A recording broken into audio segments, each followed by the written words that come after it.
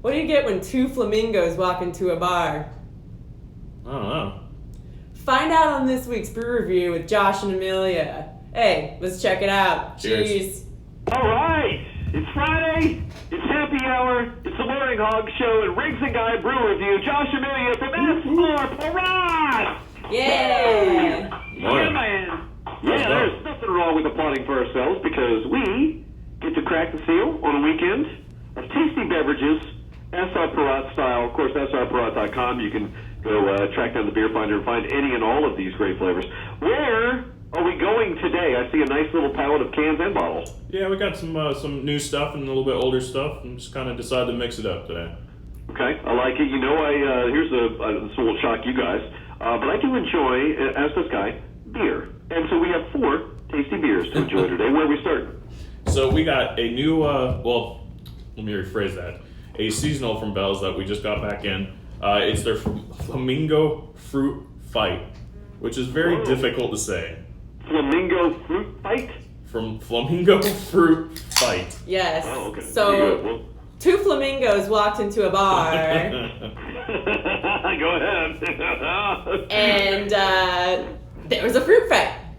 You text in the end of that joke to 386-257-0324, and you might win yourself the guy's hat. There you go. All right. Now this is, I've never had this beer before. So this is a passion fruit and lime tart ale. So it has a little bit of tartness to it. It's not quite into that sour realm where it, gets you in the back of the throat. Okay. Just something, enjoyable and nice, hot summer beer. I feel like somebody just cracked open some fruit cocktail right there for sure. I like the nose on it. That's good. I like That that. is good. That is a sweeter. The nose says more sour than the flavor. You were right, Josh. It says it doesn't attack you. Yeah, Right. Good. Yeah, it's not offensive, but some of them can be. You're right. It's almost on the verge of being a sour. It's just tiptoeing to the line. It's not there yet. Exactly. Now, what fruits are fighting in this again? So this is passion fruit and lime. Okay. All right. I think the passion fruit is winning. That's fair. Who are you rooting for? Because I like them both. The flamingo. There is no flamingo in this beer. No, and here's a fun fact about flamingos. Again, contrary to this beer, if you go to like a zoo to see them, they are aromatic and not in a great way. This beer smells great. I mean, it smells good. You know why flamingos are pink, right? Yes, How come? I do. Let's hear it. All the shrimp they eat. No, it's from drinking this beer. Yeah. Boom. You just got flamingoed. I don't know. Sounds like it could be a thing. But it's very tasty. Boy, that is hazy as hell, isn't it? Yeah. So this only clocks in at 5%, so it's an easy drinker. Yeah. Just roll through the whole 6-pack if you want. Well, that's good. Done. Well, when you've kind of maybe stagnated in a beer flavor, this is a great burst to kind of intermittently go during the weekend if you're on a little bit of a run. So what's really cool, if you check out the Bell's website, they actually have a cocktail recipe for this beer, and it's kind of like a tequila sunrise. And we talk about mixing things up a little bit all the time, so go check that out for sure. Nice. A little hybrid. I like it. Consider it done. That's a special release, so if you see it out there on the shelves, grab it now because it won't be around for very long. Okay, it's been distributed. It's there for you. You can go get it at srparat.com, and of course we'll tell you some places you can find it coming up. But first, I see a can that I have seen this in my hand many times. Good, because it is the fastest growing beer in craft right now. Is it really? Yep. It is. It is what? This is Sierra Nevada's Hazy Little Thing. Wow. I wonder why. And look, I don't want to say that I'm responsible for it. And in full fairness, Guy and I should mention, this is the official beer of Intern Steve. He just got a gentleman's pour. Yeah, that's very nice. I mean, this is a great, great beer. And these were recently in some sort of discounted situation at some store that I shopped at and bought a lot of them. They were on BOGO for a little while there. Well, I told my kids, I'm like, listen, we're not going to get groceries this time. Daddy's going to buy some other stuff. Yeah, exactly. Next time we go to Publix, you will be able to get groceries. All right, so what is so magical about this hazy IPA? So, number one, it clocks in at 6.7%.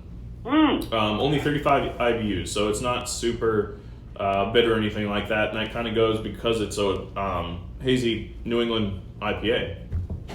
Right. It's delicious. This New England IPAs were becoming a thing for a little while, but people didn't know if it was just a trend. And this kind of validated it and realized, woke up some of the other breweries. It was like, all right, hazy IPAs and New England IPAs are a thing now. I think it's because it's unfiltered. I mean, I was never a big IPA person, and then I started drinking the hazy IPAs, and those got me. It's good. Because you get that little bit of that juicier flavor, more of the citrus rather than the bitterness, and that's, we talked about it before. You have the hop heads out there, but you also have a crowd out there that wants to kind of shy away from the bitterness a little bit and enjoy more of the citrus notes of the hops. Yeah, you definitely get those I get that on the back end of my palate. I get those citrus notes, but man, I love this beer. Did you say Steve's in the room? He isn't in the room, but if he knew that this beer was in this room, there would be an altercation. Yeah. I don't know if I approve that one, but... Another fruit fight? What you don't know is every Friday when it's on, we have them outside washing our cars. Right, Well, exactly. And that dust storm that's hit us, you guys know about that. I'm sure you've dealt with it. The Saharan dust storm came over and got our cars all blanketed with dirt. So I did see that. And I don't want to say this is a perfect thing for SR Parat, but hey, you want to drive up some sales, you're going to inhale all that dust, you're going to get thirsty. Exactly. Just chew on some sand, you'll get thirsty quick. We'll just grab the can that Guy's holding and start. I know, guys. I'm getting a little loose already. All right, so a couple of great beers. So we had a couple of hazy numbers on the front end. What is up next? Another hazy one. Good. It's bigger though. It's bigger, so I like it. You might recognize this one. Oh yeah, I definitely recognize this one. So we've had this on in the past, but I figured we'd bring it up again because it's about that time. This is Lagunitas Hazy Memory IPA. Oh, Hazy Memory, which is the perfect name for this beer. And there's a reason. It's 8%. Here's my favorite sound when I get ready to consume this beer. Yes.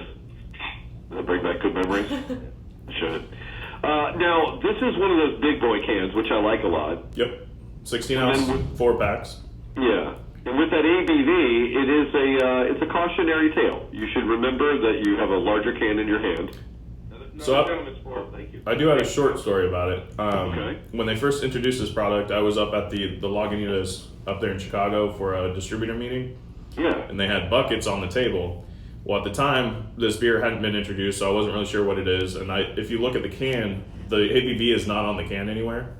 Okay. So, I have a couple of them and then maybe a third. And then they, up on the screen, they post that 8% up there. I was like, uh-oh. And then for a while, God. How many did you have? At that point, I think 3. That's all right. If you do proper math, it's only 24% of your body. Right. That's not bad. I'm just glad I realized it before the 4th. This is great. Now, this is not a limited thing, right? This is part of the fleet. This is what they consider, unlimited release. So it is a full-time beer now. Awesome. So it's, grab it. I love the smoothness of this beer. It still has that Lagunitas signature, right? Guy, you've mentioned this a lot before. Yeah, it's a definite signature taste. But it's, man, it is smooth. And I can't pinpoint a memory I've had while drinking it other than it was really good. Exactly. And that's the point, I think, right? That you just know it tasted good. Yeah, those 4-packs are... Where are some of the places that we can track down some of the beers that you mentioned so far? Definitely Total Wine. Some of the ABCs out there. Hazy Little Thing will definitely be in your Publixes and maybe Winn-Dixie's at this point. But they're at a variety of places, so I'm going to let Guy say his famous line there. Well, yeah, if you guys don't want to waste your gas and actually find the actual place, srprot.com/beer finder. It'll tell you exactly where they have these beers. Or you take your socially responsible mask, you put it over your eyes, and you just wander around the stores and ask them if they have it. Yeah, don't do that while you're driving, though. No, don't try it. That's craziness. Cut at least one hole in it, as you can see. All right, and then we have just one more beer, which would be sad, except it's a very familiar-looking bottle right there. Well, it looks familiar, but it is not. That's a twist. All right, so this is New Holland's Dragon's Milk, but it is a reserve series. This is a new release for them. So this one is their Scotch barrel-aged stout with marshmallow and dark chocolate. Oh my God! Oh my God! You know, oh my God! regular Dragon's Milk is the bourbon barrel-aged. These both clock in at 11%. But like I said, this is a special release. We got a very, very limited amount of these. So check out Total Wine and your ABCs and some of your local independents because you don't want to miss out on this one for sure. Wow. Well, very kind of you to share this with us then, because in its limited quantity, you want to savor every drop of it. So you said this is made with marshmallow and dark chocolate? Correct. So what you're saying is, if I had a graham cracker for breakfast right now, I could make a s'more in my mouth. Oh, absolutely. Mm-hmm. Yeah. Okay. Which is not the best way to make them, by the way. I've never smelled that before. You definitely get the smell of marshmallow right on the front. Right. I mean, think about it. If you smell a regular marshmallow, marshmallows don't really smell, but you can actually pick it up. I did not expect that kind of flavor coming out of the Chocolate's right here. So for the whiskey or Scotch aficionados out there, this is actually made in some pretty popular brands barrels. It's Highland and Speyside Scotch barrels. Okay. So it's not just some random distillery out there. Like I said, clocks in at 11%. Again, I'm going to point to their website has a recipe to actually make marshmallows with the beer. Okay. What are they including in that? To like soak them in beer, perhaps? No, you're creating the marshmallow from scratch with the beer. Wow. Yeah, so I thought that was pretty cool. Ooh. You know, I don't get too ambitious in the kitchen, but that's happening. Right. With this stuff and take a shot at it. Yeah, I glanced over it. It wasn't too many ingredients. It's just put some time and effort into it, and I think that would be worth it. You know, a lot of those special release beers and the limited ones, you could roll the dice on, and you say maybe you like it. If you like any kind of robust flavored beer, you're gonna love this beer. This is well worth the purchase right there. Yeah, wow. It's nothing's hiding in that one that they described. That is probably one of the most flavorful beers that Dragon's Milk or New Holland Brewing has ever put out. This is amazing. Yeah, it's really good. And you don't even need a campfire. You're making s'mores right there in your mouth, or as Josh told you, that recipe's right there. Exactly. Okay, and so this one, if you want to find this, not only you got some specific places you got to track it down at srprot.com/beerfinder, but you better get it now, right? Yeah, absolutely, because this one will be gone fast. Okay, all right. Well, if you see me at Total Wine today throwing elbows, you know why. I'm not just doing a Shaq O'Neal in the lane throwing elbows. I'm trying to get to that beer. Wow, what a great palette of flavors again today. Well done, both of you. Well done. We tried. Now, do you have exciting plans for this weekend? This is it's a weird time, obviously, because traditional celebrations for 4th of July weekend will, I guess, be technically next weekend, I suppose. So what's this weekend? What are you guys doing? Yeah, this weekend there's a big fishing tournament going on in Ponce Inlet. They call it King of the Inlet. So if you come out to Off the Hook on Saturday, there's going to be a bunch of big boats bringing in big fish, trying to win some money. They've got cash prizes. I know the winning team wins like $10,000. $10,000. And plus many other cash prizes and other things. So go out there, have a beer on Saturday. On Sunday, they'll announce who the award winners are. But either day you go out there, we'll have a promotion out there. We might catch you out there, give you a giveaway. You never know. Well, good. I'm glad. Listen, it's just good to hear that you guys are able to get out and do some of the normal things you do, which is not only bring these tasty flavors to people, but they get like a koozie or something too. Yeah, I'll just be pressure washing my fence. Understandable, of course. That's exactly. Well, listen, our cars are now clean because intern Steve got them done. But all right, well done. We miss you guys until next week. What are we? Any sneak peek of what we're doing next week for our pre-4th of July excitement? Sneak peek. We're gonna be, 4th of July beers.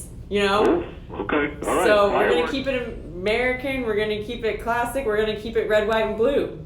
All right. Fireworks next time around. Springs of Guy Brew Review. Josh Amelia, SR Perrot. Cheers to you. Cheers.